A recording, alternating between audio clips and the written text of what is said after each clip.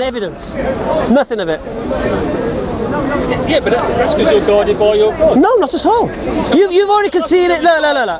It's very, very simple. You've conceded you don't know what caused the original universe, yeah? Right? Yeah, but you don't know. No. I can't prove God. I can't prove a creator. You're right. You're saying, yeah. No, right. Yeah. So I can't prove there's a creator. All I can do is produce my evidence why I believe it's so. Yeah, but you can't produce anything because you don't know. No, but no one knows. Right, but scientists don't know. Right, but at the same time, all the scientists and the whole world don't know. So why have you chosen? Why have you chosen? I don't know. Because we don't know. It's as simple. It's the truth. No, but why are you stuck there? How will anyone ever know? I'm not stuck, no. Well, what do you mean? Well, eventually we'll find out. Right, so why are you not looking at the counterclaim? What, God? A creator. Because it's just not on, is it? Why is it not on? Because it's ridiculous. Why is it ridiculous? Why is it nonsense? Why is it nonsense to believe there's a power that exists outside of the universe greater than anything that exists within the universe? We just said science dictates that. There's no proof for it. There's no evidence. There is proof that there's a power outside the universe greater than anything within the universe. We've proven that. There's no evidence or proof for your claim whatsoever, and you know that. And you can't explain it. I can't prove God exists to you. Exactly. As you can't prove God doesn't exist to me. That's what Right. No, I can't. Right. There may be a God. There may be a God. So we have to. So. There's no evidence for it. Right. So what we have to do? You're staying there. You don't believe there's a creator, and you can't prove there's not a creator. No. And I'm standing here saying there is a creator, but I can't prove to the creator because it's beyond our comprehension. Okay. The next question is, why don't you believe there's a creator? Why? Well, because there's no evidence for what reason? There's no evidence for it. For what reason? When did you become an atheist? At what point? At what point did you stop believing in God? Everyone's born an atheist. No, they're not. Yes, they are. Really? So you're telling me everybody's born not believing in God? Yes, exactly, yes. Are you serious? What? A baby is born not believing in God? Until what age you used to... Do you not realise not believing in God is a choice? No, Do you understand that, don't you? No, you choose not to believe in God. Everyone is born with religion. Everyone is born. No. Do you understand? Atheism is a choice. Your parents teach you religion when you grow up. Do you understand that or not? Do you understand that basic logic? My parents didn't believe in God. Do you understand that basic logic? You choose not to believe in a creator. It's a choice. Yes, you do. No, you don't. The evidence is not there to believe in a creator. You're a baby. How can you have choice? You choose to believe in religion. You're a baby. How can you have choice? That's what you choose. Human beings are born atheist. How can a baby be born not believing in God? Because there's no evidence for it. Good question. Okay. A baby is not born believing in God, but a baby is born a Muslim. Neutral. I'll explain why. I'll explain. I don't see anything with that explanation unlike you. I'll explain. So I'll say it again. A baby is not born believing in God, but a baby is born. Every baby, Hindu babies, Chinese babies, your babies when you have them, all of them are born Muslim, according to what we believe. And I'll explain why. Yeah, but that's not true though, is it? Yes, it is true. And I'll explain why. So it's not true. I'll explain why. How can you say it's not true and I'm not explain why? Because you just said all Chinese. Where is your logic, my friend? You're an atheist. You must be intellectual. Where's your logic? Well, am I going to give you a chance? Let me explain. All right. I'll explain. Born Muslim, are they? Yes, they are. Let him explain. Right. Because what am I saying? Yeah, but you can't explain. What am I saying? I'm saying a baby. I'll address you actually because you asked the question. It's a fair question. Okay. Every single baby is born submitting to its natural instinct. Yeah? When it comes out of its mother's womb, when it sucks on the teat, on all of these things, when it cries, when it's got a dirty nappy, and when it cries when it wants food. This is natural instinct that it's been given by whom? Its creator. Actually, I believe in a creator. Okay. Muslim means the one who submits to the will of their creator. So we believe all children, all babies, are all born submitting to the will of their creator. As are all animals submitting to the will of their creator, because they only work on instinct, nothing else. Now a baby will act on instinct for a while. Then it'll start learning. Then it'll start having impressions of its family put on it. So if it's a Hindu, it'll have a dot put on its head. If it's a Muslim, it'll have a topi put on its head. If it's a Sikh, they'll start growing its hair. Yeah? If it's an atheist, always up in earrings in and stuff. Whatever. The point here is this. Earrings?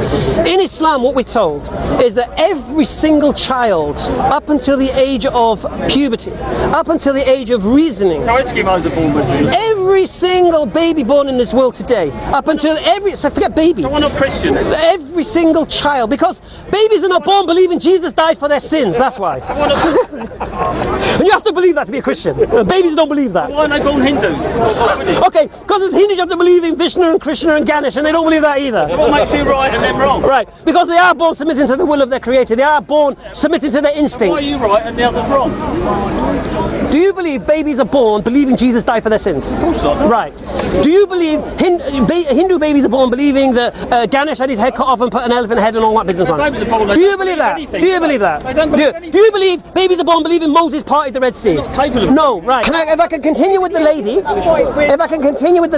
I'll come to what you're saying. Don't say that. So all babies, even her, do you have children? Do you have children? I have lots of grandchildren. How old are your children? Oh, you don't have any children? Oh, inshallah. You have children? You will have. And when a child is born, it'll be a Muslim. Okay. According to what I believe. And when I say being a Muslim, it's not going to believe the Quran is the word of God and believe Muhammad did something. No. I say submitting to its will. Submitting to the will of its creator, the one who created it. Just as a bird, when it hatches from its egg, it submits to the will of its creator. Just as a salmon swims upstream, it submits to the will of its creator. Just as everything in the animal kingdom, just as the caterpillar turns into a butterfly, it submits to the will of its creator. Islam means submission to God, submission to the creator. Muslim is the one who does that. In English, we put ER on the end of the word to show you doing the action. So if you walk, you're a walker. If you work, you're a worker. In Arabic, you put mu in front of the word. So if you do Islam, you're a mu-Islam or Muslim. Okay? So all children, all babies are born submitting to the will of their creator. We believe as Muslims that any child in this world, whether they're Eskimos, whether they're Chinese, whether they're Hindu, whether they're atheist, if they die before the age of puberty, guaranteed paradise. Yeah? They have got no accountability whatsoever on them.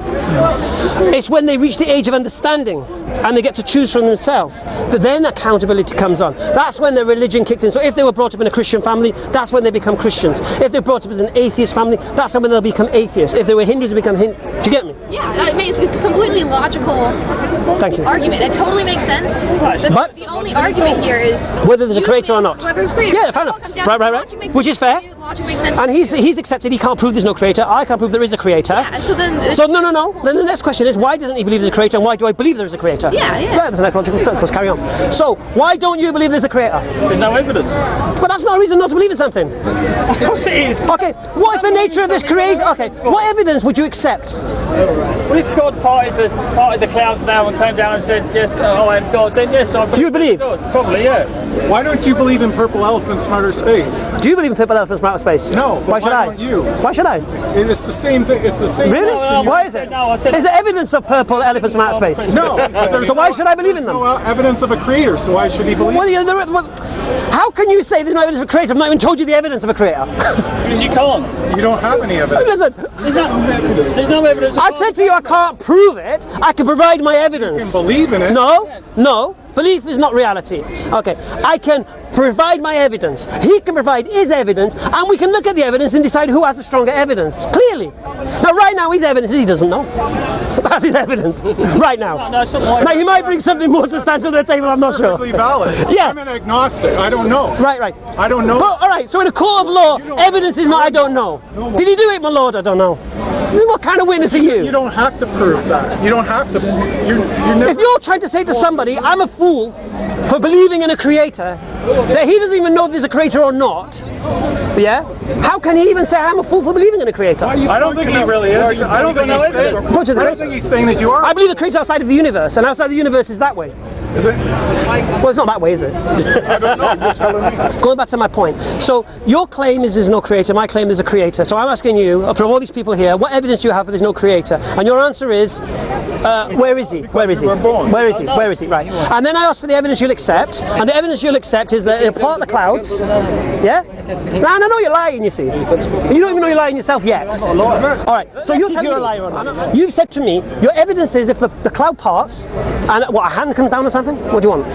What evidence do you want? To prove prove that this is the case? I said to you, if God parted the clouds and came down and said, I am God, I am God, then you'll believe. then I believe it. All right, all right. He wouldn't believe that. You wouldn't. Okay, I wouldn't believe that. No way would I believe that. So why? No, because no. I'm asking it's evidence. See, if you want to prove something and someone says, well, do this and that for me, then you'll prove it. Like, for example, say I'm a faster runner than you. People say, prove it. I say, well, let's have a race. And I beat you in a race, then I've proven to you. You can't prove God. Right. So, You've got no evidence for it. well, then how can you then ask for evidence if you have no criteria for evidence? No, I'm just asking you to prove it. Well, you just said there's no evidence. You don't know what evidence you're looking for. Of course you won't got no evidence. You don't know what you're looking for. You can't provide. The evidence could be in front of your eyes. You don't know what you're looking for. You can't provide it, can you? I can only provide the evidence you're asking. What are you asking? If you're asking for the clouds to part, we'll roll with that. I'm pretty sure David Blaine can make the clouds part. I'm pretty sure. Yeah, you probably could. Right. I'm pretty sure satellite imagery. I'm pretty sure satellite imagery could project an image. Yeah, but you're getting around. Yeah. I'm pretty sure I could drug you and you could hallucinate. I'm pretty sure. Point now, isn't it? No. I'm saying to you, you will not accept that as evidence. Around the point. Why? Because you can't prove your. I can't prove when you say you give me the criteria. The burden. What's the burden of proof you'll accept? Okay, in front of all these people now, Yeah. prove your creator. No. What will you accept? I mean, no. How can I prove it? What do you want? No, all right, in your. What do you want? You prove to us there's a God. Right. What proof will you accept? Eyewitness evidence. Eyewitness evidence. Yes. So you believe everything you see? Everything. Yes. So Really? you're skirting around it again. Oh. Even an evolutionist would Yeah, but evolution What's in my hand? is a proven fact. Come on. Use your eyes. What's in my hand? I can't tell what's in your. Why not? Because I can't. Oh, is it because you're limited eyesight, can't see through flesh and bone? Well, I don't have X-ray vision. Ah, hello. What's in my hand? It's not What's in my hand? about kinds. How much? You're not a right Probably a tenner. Right. Can you see it? No. Is it there? Yes. Can you see it? No. Is it there? Oh, yeah, no. Yeah? I tweet all the time. Well, it proves that your eyesight is so limited. Yeah, as using that as a burden of proof is ridiculous. Because a magician can. That's one part of it. You just said. In a murder- Seeing is believing. No, in a murder trial, seeing is not in a murder believing. trial, even circumstantial evidence. If you look at the sun, Even circumstantial evidence is enough to prove someone guilty of a murder. Can you look at the If sun? there's enough, yeah, if there's Look enough, at the sun. if there's enough Look at the sun. circumstantial Can you evidence. look at the sun? Yeah. No, keep looking. Keep looking. Yeah, I see No, it. keep looking. Keep looking at it. No. Keep looking at it. Just look at the sun for 20 seconds. Hold on. Can you look at the sun for 20 seconds? No. No, you can't, can you? So now you're asking to look at God. And you can't even look at the sun, it's creation. Have you seen him? Have I seen him? Yeah. No. Oh, all right. So you know your claim is because I'm not seeing God, God mustn't exist. No, but okay, but then where's your circumstantial evidence? Where's all your circumstantial evidence? Okay. Do you accept that I had a great grandmother? Yeah. Why? Have you seen her? No. I haven't seen her. You must. Why must I? We know how genetics works. And how's that? Well, we know how I can't be here without that, can I? without Allah. I can't be here without my great grandmother existing, can I? Who was Allah? Right, but I don't need to see her, do I? We don't know yet. Yeah, but you can I don't need to see her, do I? believe in a God and a I don't need to see my great. Your belief is very. Do I need to see my great grandmother to know she exists? No, but your belief Right. is very Thank you. specific. Thank You you. don't believe just in a creator. You believe in a very specific. No, I'm saying to you, you're saying about seeing is believing. I've proven to you seeing is not believing. I could bring Dynamo here and prove to you seeing is not believing. Now you've said about God, how does God exist if you've not seen him? Well, I believe I had a great grandmother, I'm not seeing her either. So, what's your point? My point is that you don't know. Seeing, okay, here's your point. Your point was seeing is believing. Now your point is I was wrong. Can I ask a That's not question? my point. Yes. Okay, so what it boils down to is you believe because it says so in your holy book. I certainly believe in Islam. So I didn't believe because of what the Holy Book says. I'm not that stupid. Yeah? First you have to convince me there's a creator. Now, I hadn't thought about whether there was or wasn't a creator. It didn't mean much to me. Yeah, religion was a joke at school. When I considered it, when I looked at the alternates, that this universe evolved by itself through monkey evolution and all of this business, random, that didn't add up to me. When I thought about it, when I reflected on it, when I looked at the communities of bees and ants and all of these things. How can all this have evolved from one common ancestor? It just made no sense to me. Yeah. So then when I looked at it, I realised there must be a creator. But that's not enough. All right, there's a creator. But then the next question comes in. Why is... I believe there's a creator. Why did he create me? What is his purpose? Has this creator tried to communicate with us? To let us know why he created us and what he wants from us and if he's going to help us and such. And then all the religions of the world make... I can tell you what the creator wants. I can tell you what the creator... Yeah? Now, the beautiful thing was I had a Jehovah's Witness come to my door and he had a beautiful book called Mankind's Search for God. And in that book he went through every religion of the world. Confucianism, Taoism, Shintoism, Buddhism, Hinduism, Sikhism, Judaism, Christianity, Islam, every ism you could think of. And what it would do is it did the work for me. It explained the religion and then why it's false. Explain the religion, explain why it's false. Except Islam. Piece of evidence. Had nothing to say about Islam. Acid, And I was shocked by that. So then I looked into it. Then I looked at the claims that the Christians believe such and such because of their holy book, the Bible, and all the other holy books. So I questioned all religions of the world. I looked at Hinduism. Is this a true religion of God? Well, a religion that encourages a caste system where a man is superior to another man due to how he's born, where he's born. It doesn't sound like a fair religion of God to me. Then I looked at Sikhism. And Sikhism is a combination of Hinduism and Islam. And I don't see why you need to mix Hinduism with Islam. So I reject that. So I basically rejected all of the... I mean, Buddhism is not even a religion. It's a philosophy. Yeah, there's no God involved in Buddhism. Yeah, and same with Shintoism, Taoism, and all of this. So I narrowed it down to the big three: Judaism, Christianity, and Islam. So the Quran supports your belief. I haven't mentioned the Quran yet. No? Okay, I was just curious. That's where we're going to. We're going there, don't worry. Okay. Alright, so I looked at what the Jews believe. The Jews believe they're the chosen people, everyone else is the rejected people. We're their bounty to be used and abused because they're the chosen people. And you can't become a Jew, you have to be born a Jew, your mother has to be a Jew. It didn't sound like a religion of God to me. Then I come to Christianity. Christianity teaches, what does this teach? It teaches that one man sinned in the garden, and because of that all men are taking the sin of that. And then to redeem that sin, God himself came down as a man to die so he could forgive us for that. I didn't buy that. Then I looked at where they get the evidence for this. Then they produced the Bible. Then I looked at the Bible and I realised that none of these people writing in the Gospels are eyewitnesses. Yeah. Then I realised this is nothing to do with Jesus' teachings at all. This is church teachings. Yeah. Then I came to the Quran. Now the Quran was the only book that claimed to be the word of God. Yeah. And the Quran claimed to be a guide for mankind. The Bible didn't make that claim. If you read the Bible, there is no guidance for mankind whatsoever. There's no criminal justice system within the Bible, except if you go to the Old Testament where you stone the adulterers and all that business, you chop the hand off the thief. But if you come to Jesus' time, the New Testament, there's no, if you're a criminal, forgive the criminal. There's no punishment for rapists, there's nothing. There's no guide to life. Now, how to treat your neighbours, how to treat your wife, there's nothing. But the Quran is a complete guide. Now, the Quran comes with something which the Bible avoids. The Quran has what's called a falsification test. Now, this is miraculous for any religious book to have a falsification test, because this is what scientists use. This is why Albert Einstein's theory of relativity was so well accepted, because he gives 3 falsification tests to his theory. So in the Quran, Allah gives 2 falsification tests. First falsification test, Allah says in the Quran, they say this is a book written by you, Muhammad. Then let them bring their scholars and helpers from all of mankind and come together and produce something like it. Just one chapter. And then he goes, and when they can't, and they shall never, then fear a fire whose fuel is men and stones prepared for disbelievers. So the warning is there. To this day, masters of languages, computer programs, whatever, cannot do that. But it's not a fair challenge to me or you, because you're not Arab and I'm not Arab.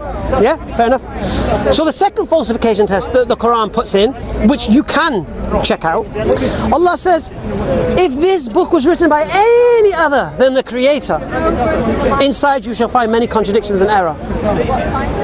Because men make mistakes. Now this book is revealed over 23 years. And this book is not just gibberish. This book is historical. This book contains elements of science. Now the amazing thing about science is transitory. Science is theory until history reaches a period where they can test the theory, and then they can see whether they were right or not. And then if they're wrong, they tweak it and they change it again. Well, every single thing in the Quran that was revealed 1400 years ago scientifically is correct correct today. So the question we have to ask ourselves, how could a man be so confident that everything he wrote in 7th century would be correct, read by today? This is evidence. See, you can only prove some of the science of the Quran wrong in the future. So if you spoke to a companion of the Prophet and said, oh, when a fetus forms in the womb in the stage of the pregnancy and the zygote and this and that, and you know, talk about the shape of the embryo and this and that, this couldn't be qualified or confirmed because you need an electromagnetic microscope to actually see the shape and of everything. You can't, it's invisible to the naked eye. Okay. Up until the end of the 19th century, the European scientists believed that the sperm carried a mini embryo, or the egg had a mini embryo already inside it. Okay, but the Quran described the process exactly as it is today. Yeah? So we have to question, how did he get all this right? Yeah? And there was a man, not just me, there was a scientist called Maurice Bucaille, and you can Google him. Yeah. And he was a French Egyptologist in France, in Paris. And he heard that there was a mummy of a pharaoh being exhibited. It was supposed to be Ramesses II from the time of Moses. Yeah, Pharaoh. Yeah. I'm playing Pharaoh. Ramesses II. Okay. And he asked, can I examine the body? And when he examined the body, he says this man died from drowning. And his colleague said to him, don't let the Muslims hear you say that. And he says, well, why not? It goes, because the Bible says that the Pharaoh's body was lost when the seas came together. But the Quran says that Allah took the body from the water to exhibit to mankind. And if you let the Muslims know that this mummy died from drowning, you'll confirm what the Quran says and show the Bible's wrong. Yeah? Now the amazing thing about this mummy, how it fulfills that prophecy. Because what's a prophecy? We shall make him an example to mankind. This mummy is exhibited in Alexandria. Alexandria is the most visited tourist destination in the world. Not just that, this mummy then is exhibited around all the museums. Yeah? It's fulfilling the prophecy. Okay. So he was shocked by this. So what he did, he took it a step further. He flew to Syria in the times of calm and he studied Arabic for 3 years. And he learned the language of the Quran himself. I'm just curious. Do you speak Arabic? A little bit here and there. So did you read the Quran in a different language? Did you read it in English. Okay, because I know in terms of Arabic, it can only be interpreted. It can't be translated directly. Yeah, it's the meaning of. Yeah, it's the nearest meaning. So I was curious, and I'm not trying to argue with you. I'm just curious. No, you can argue all you like. So which interpretation do you choose? Do you believe? Or do you pick one that I prefer Marmaduke Pickthall. Yeah, because I don't think he embellishes. Because a lot of the other interpreters, in brackets, you'll see a lot of things, which is their own interpretation. And like, for example, there's one Muhsin Khan, and Muhsin Khan was born in Afghanistan, and he grew up in Saudi. So you'll see his translation has a lot of things in brackets. Yeah, and then you have Yusuf Ali, who's commissioned by the English to do his Quran. Do you get me? And what Marmaduke Pickthall was, the difference between him is he was already an author. He was already a writer. Okay. So the style, he does it in theys and thous and, you know what I mean, Shakespearean, like really nice. But he doesn't embellish. He doesn't try to interpret meaning. He tries to translate direct. Yeah. Do you get me? And I'll be honest with you, he'll do a much better job translating from the Arabic to the English than I would from learning Arabic and trying to translate it myself. So I don't need to reinvent the wheel. Yeah, so that's already done. So what do you say to the people who do interpret it in a different way? Because I remember reading, there's a passage that can in the Quran, and it can be interpreted. Give me example. I can't remember exactly what it said. What's it referring to? Treat your wife equal to you, right? And only go to bed with her when she agrees to do so. And then there's another one that was beat your wife, and and both of them were interpreted correctly, but you get to choose which one. No. It's the same verse. Yeah, it's the same verse, right? But you can interpret it in different ways, and it's. What you got to understand is when you say beat, what do you mean by beat? I don't remember. No. We go there. We don't mind. Yeah, you punch him in the face or whatever. All right. Now, in the Quran it says to pray, but it doesn't show you how to pray. And then the Prophet shows us how to pray, and we pray as the Prophet prayed. And the Quran says to fast, and we don't know how to fast. It doesn't describe how you fast. Yeah. Then the Prophet shows us how to fast, and it says beat your wife. the Prophet shows us how you beat your wife. Well, what's interesting is listen. Muhammad is so into equal treatment of both men and women. And that's what I think is so great about him, and so I think it's strange that they can interpret parts of it where they create where women. Listen. So the Quran says beat your wife. So when the Prophet asked about this, how do you mean beat your wife? Okay, these are the conditions of beating your wife. Then I want you to tell me whether this condition means beating. Then you'll understand how the Quran can't exactly be translated into English. Yeah. Okay. First thing, can't cause pain. First thing. Second thing, can't strike the face. Third thing, can't leave a mark. Right? Okay. So basically, this is the three things. Yeah. And then he uses an analogy of like a miswak. A miswak is like a little thing you brush your teeth. It's just a little flip. Right. Now, what do we deduce from that? That this is no beating. Yeah. How can you beat your wife? What? I want to beat her, but I can't hit her face. Or I'm going to body. I might hurt her. I can't hurt her. I can't leave a mark. What are we going to do? Yeah. Oh, flipping it. You get me? You can't beat your wife. I agree. All right. Now listen. That's awesome. But the amazing thing about this verse of the Quran, it's not saying beat your wife. It's saying don't beat your wife. The verse of the Quran is saying that. I'll tell you why. Because you've heard of crime of passion in the English law. When someone comes home, finds their wife in bed with someone else, and then they can kill, even if they kill them, they have a defence in court as a crime of passion. Their emotions were so high, and they weren't thinking straight, and this was a one-off. Okay. Well, in the Quran, you come home and find your wife in bed with your neighbour, and you want to flip and slap her. You can't. Yeah? What do you have to do? Oh, what are you doing in bed with him? After that, what you do? Oh, sleep on the floor now. Right? Yeah. And then after that, then you can beat her. All right, come on, man. Realistically, anyone would love to beat their wife if they found their wife in bed. They'd flip. They'd beat the keys around. They'd flip. As they do. I mean, in England, they beat their wives without reading the Quran. Yeah? The domestic abuse in England is out of control. Okay. Yeah? Without reading the Quran. Okay. But if they read the Quran, they couldn't do that. Yeah. So this is the irony. The Quran saying don't beat your wife. That's the point. But guess what? The Quran doesn't say don't beat your husband. So you guys are all right. Yeah, so I think that's awesome that it is such a peaceful religion. And so what do you say to the people who interpret it the other way? Interpret it what way? Like with jihadism. Okay, what is jihad? Jihad means... What does it mean in English? Doesn't it mean like you never attacked first? No, jihad means to struggle. The struggle? Okay, yeah, I didn't remember. That's what it means to struggle. Qatala means to fight. Jihad means to struggle, to strive. So we strive against our own desires is one kind of jihad. Yeah? Getting up for work in the morning is a jihad. Yeah? Getting up for prayer in the morning is a jihad. It's a struggle. Okay. Now, if you're talking about fighting and defense, this isn't the story. Because everybody fights and defends themselves. The Geneva Convention says everyone has a right of self-defense. So everyone has a right to defend themselves. Yeah. So are you referring to anything specifically? Well, I mean, I just feel like sometimes Islam can be interpreted in a way that makes it violent when it shouldn't be in such a peaceful religion. Well, who's interpreting it this way? I don't know. Okay, how many Muslims are in England?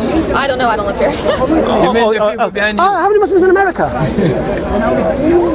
5 million, 6 million maybe? Maybe, yeah. Are they all terrorizing everyone? Beating everyone up? No. Yeah, they're... So if Islam was this religion of violence and terror... What your opinion of them is. Do you think they're interpreting the Quran incorrectly, or do you think they're... Of who? Of which ones? Be specific. You have to be specific. People that are using Islam as a reason to be violent. Look, what the Quran says, oppression is worse than slaughter. So if you're in a situation where you're being oppressed, it's better to die removing that oppression from yourself than to live under subjugation. That's what the Quran says. Yeah. So again, I ask you, if you're referring to what's happening in the world, I think you'll find every single Muslim country has been invaded. Muslim countries are not invading other people. They're being invaded. Yeah. So imagine China invaded America. What would the people of America do? They get their guns out. Wouldn't they? Or would they be occupied? No, they wouldn't. Yeah. All right. So if you look at all these political situations in the world today, they've all been invaded. Even Gaza, what's been happening recently, firing the rockets, they're being oppressed. They're being cut off from the world. They're being denied. They're being abused. They're having their land taken from them. What do you want them to do? What have they got? They've got nothing. So they have to do something. Whatever they've got within them means they've tried. Yeah? But the question is, no, look at them firing rockets. No, why are you sieging them? It's not even your land. Why are you taking the olive groves off the farmers? Why are the settlers abusing Muslim neighbours and driving out? Why taking over their houses? I don't hear this in the news. I don't see this. Yeah. So if you're talking about why Muslims are violent worldwide, yeah. Well, not most of them aren't. No, I'm just saying. If you're talking about violence in the world, they're defending themselves. They're defending happen in their homes. And unfortunately, we're Muslims, yeah? We're not Christians. You slap our cheek, Yeah. we don't give you the other one. You slap our cheek, we bang you in the nose. Yeah, that's it. People say, oh, Islam's a religion of peace. We say this: if you want peace with Muslims, you'll have peace. If you want war with Muslims, you'll have war. It's up to you. Do you understand? Yeah. But what we also say is, if you live Islam as your way of life, you get peace in your life. That's how Islam is a religion of peace. But everything, Pamela Geller and Robert Spencer and your guys over there causing so much. Are you from America or Canada? America. You're American. Yeah. So, you must have heard of Pamela Geller. You know of Pamela Geller? I'm so happy you've not heard of Pamela Geller. Robert Spencer? Oh, alhamdulillah. You're in the right circles. So anyway, so that just explains that. So the Quran says defend yourself.